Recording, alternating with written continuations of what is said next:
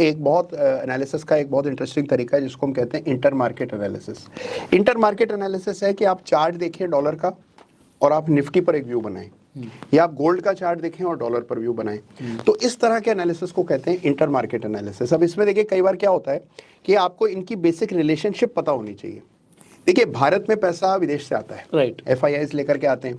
अब FIIs के पास US में रुपए तो होते नहीं है, उनके पास तो डॉलर होते हैं। जब वो इंडिया में डॉलर लाते हैं तो उनको भारत में रुपए खरीदने पड़ते हैं और डॉलर बेचने पड़ते हैं। तो डॉलर की कीमतें मार्केट से इन्वर्सली रिलेटेड होती हैं। ओके। तो अगर डॉलर की कीमतें बढ़ रही हैं इसका मतलब पैसा बाहर जा रहा है, और डॉलर की कीमतें घट रही है इसका मतलब पैसा बाहर आ रहा है। अब डॉलर की कीमतें और भी चीजों से प्रभावित होती हैं, जैसे हाल में जो हमने डॉलर में मूव देखे वो बिकॉज ऑफ ग्लोबल फैक्टर या डॉलर इंडेक्स की वजह से, या जो ग्लोबल अनसर्टेनिटी है, रिस्क ऑफ है, इसकी वजह से। लेकिन नॉर्मल कोर्स में पैसे के आने और जाने की वजह से डॉलर की कीमतें ऊपर नीचे हो जाती हैं। तो अगर आप डॉलर के चार्ट को देख रहे हैं तो आपको ये पता लगता है कि फ्लोज पॉजिटिव है या नेगेटिव। राइट। तो टिपिकल रिलेशनशिप अगर आप इसको पुराना चार्ट इतिहास उठा के देखें तो हमेशा डॉलर और निफ्टी के बीच में इन्वर्स रिलेशनशिप होता है। अब होता क्या है कि मान लीजिए आपके डॉलर के चार्ट पर आपको डबल बॉटम दिखाई देता है, तो इसका मतलब डॉलर बढ़ेगा तो निफ्टी गिरेगी। तो एक तरीका यह है कि आप डॉलर में ट्रेड करें और दूसरा तरीका यह है कि आप निफ्टी शॉर्ट कर दें। तो अगर आप डॉलर का चार्ट देखकर इंडेक्स को ट्रेड कर रहे हैं तो इसको इंटर मार्केट एनालिसिस कहते हैं, और ये बहुत ही पावरफुल चीज है। अगर आप इसको एज अ सिस्टम नहीं भी यूज कर रहे हैं तो कम से कम एक एडिशनल डायमेंशन के लिए जरूर अपने एनालिसिस में इसको जोड़ के देखना चाहिए। कई बार आपको कंफर्मेशन मिल जाता है जो आप अपने एनालिसिस से देख रहे हैं, और जब आप डॉलर के चार्ट से उसको देख रहे हैं तो आपको वहां कंफर्मेशन दिखाई देगा।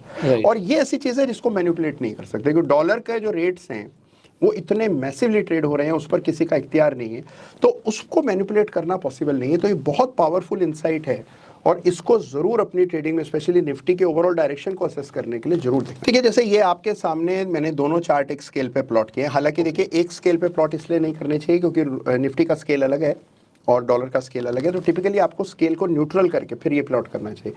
लेकिन अगर आप ऐसे भी देखते हैं तो भी आप देखते हैं कि टिपिकली आप सिर्फ एक बार इसको ऑब्जर्व करें तो भी आप पाएंगे कि जब जब निफ्टी में तेजी बनी है उस समय डॉलर में गिरावट आई है। इसके कुछ अपवाद हैं, यानी कि इस चार्ट को आप देखें तो कुछ एक्सेप्शंस हैं जहां ऐसा हुआ है कि निफ्टी भी बढ़ी है और डॉलर भी बढ़ा है, लेकिन ऐसा बहुत रेयरली होता है। 80% of the time there is a negative correlation.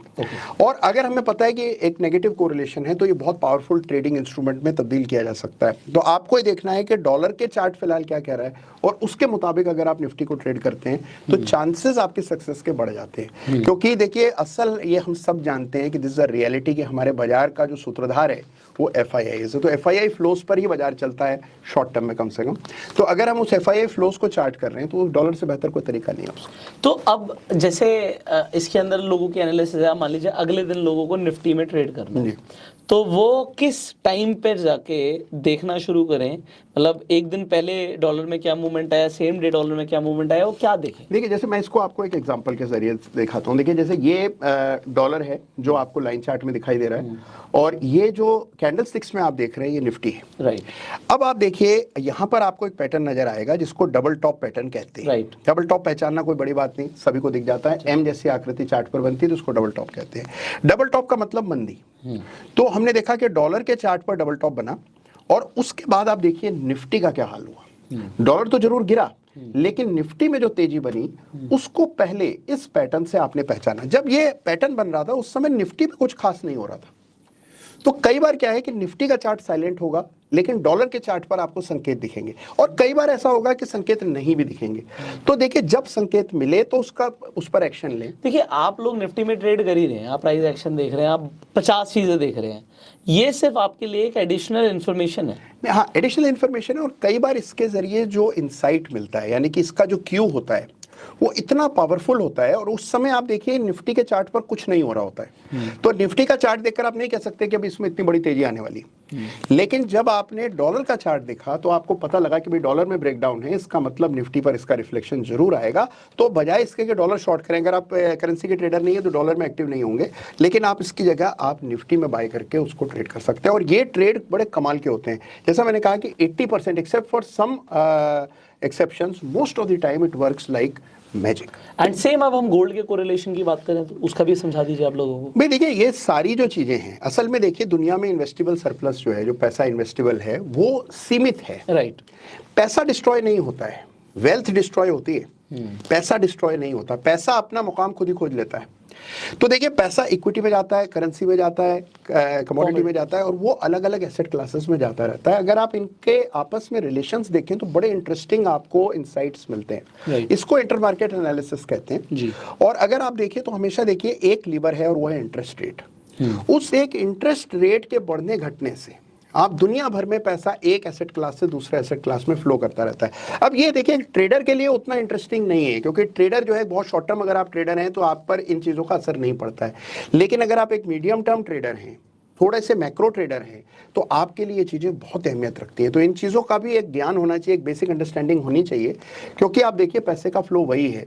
और जो पैसा आप देखिए जो विदेशों से पैसा आ रहा है उसके पास और बहुत विकल्प हैं, they are not short of choices. तो वो आपके यहाँ पैसा डाल रहे हैं तो इसका मतलब कुछ ना कुछ बड़ा देख रहे होंगे तभी पैसा डाल रहे हैं। तो उस फ्लो को देखना बहुत जरूरी है। एंड गोल्ड का अभी हम जैसे सिग्निफिकेंस की बात कर रहे थे, चलिए गोल्ड पर बात करते हैं। तो देखिए अब जैसे देखिए गोल्ड को अगर आप देखें तो gold is a hedge against inflation, right. Gold is a hedge against event risk. तो जब भी देखिए गोल्ड क्यों इतना वैल्यूएबल है, कभी आप सोचें कि गोल्ड की इतनी वैल्यू क्यों है। गोल्ड की इसलिए वैल्यू है कि gold is a symbol of human fear, कि हमारे जो अंदर के भय हैं वो गोल्ड की शक्ल में हम लोगों ने उसको रखा हुआ है। कि भाई जब हमें लगता है कि कुछ भी नहीं रहेगा, जो भी इंसान ने क्रिएट किया उसकी कोई वैल्यू नहीं रहेगी, हमारी कंपनीज की, इंस्टीट्यूशन की, फाइनेंशियल मार्केट्स की कोई वैल्यू नहीं रहेगी, बचेगा लास्ट में केवल गोल्ड। तो जब कभी डर लगता है इंसान को तो वो पैसा अपना गोल्ड में शिफ्ट करने लगता है। तो गोल्ड की कीमतें तब बढ़ती हैं जब वो डर बढ़ रहा होता है। तो जब कभी आपको डर नजर आता है इकोनॉमी में, सोसाइटी में, सिस्टम में, तब गोल्ड की कीमतें बढ़ती हैं। और वो टिपिकली समय होता है जब लोग इक्विटी से अलग होने लगते हैं। तो इक्विटी और गोल्ड को अगर आप देखें, उनके रिलेशनशिप की बात करें, तो इक्विटी और गोल्ड में टिपिकली यही रिलेशनशिप रहा है। लेकिन देखिए इसका एक बहुत बड़ा अपवाद हाल का ये बाजार है। तो हाल के बाजार में क्या हुआ कि यूएस में बहुत बड़े पैमाने पर पैसा छपा। इस पैसे की छपाई ने क्या किया कि ये सारे पुराने जो रिलेशंस हैं इनको भंग कर दिया। और अब जो यूएस में ये जो ट्रेंड है पैसा छापने का, और ये कब से शुरू हुआ, ये बहुत समय से शुरू हुआ, जब क्वांटिटेटिव ईजिंग हुई 2008 के बाद, और उसके बाद कोविड के बाद तो यूएस ने अति कर दी और इतना पैसा छापा जो उन्होंने अपने पूरे इतिहास में कभी नहीं छापा। तो उस डॉलर प्रिंटिंग की वजह से जो ये गोल्ड और डॉलर का और गोल्ड और ग्लोबल मार्केट्स का जो रिलेशनशिप है ये भंग हो गया। तो अब क्या है, गोल्ड की कीमतें इसलिए बढ़ रही है क्योंकि डॉलर कमजोर हो रहा है, तो गोल्ड की कीमतें बढ़ी, और इक्विटी बाजार भी इसलिए बढ़े क्योंकि पैसा जो है वो इक्विटी में शिफ्ट हो गया।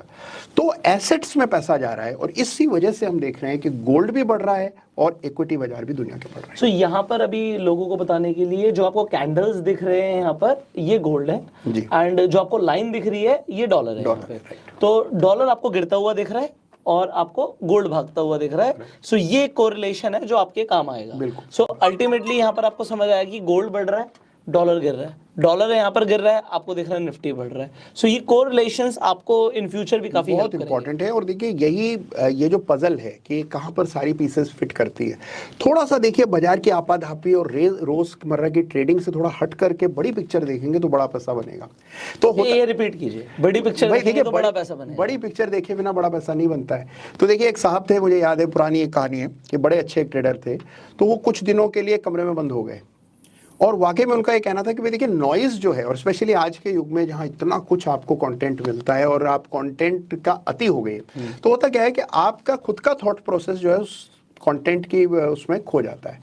तो इम्पॉर्टेंट ये है कि आप थोड़ा आइसोलेट होकर, एक स्टेप पीछे होकर के बड़ी तस्वीर देखिए। तो बड़ी तस्वीर देखेंगे तो आप देखेंगे जो पैसा, जो विदेशी पैसा भारत में लग रहा है, इसके पीछे कारण क्या है।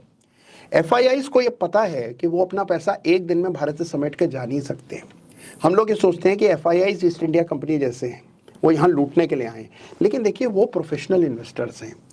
उन्होंने कई देशों में इस तरह का निवेश किया है और उनको पता है कि जो पैसा भारत में वो डाल रहे हैं वो एक दिन में विड्रॉ नहीं हो सकता।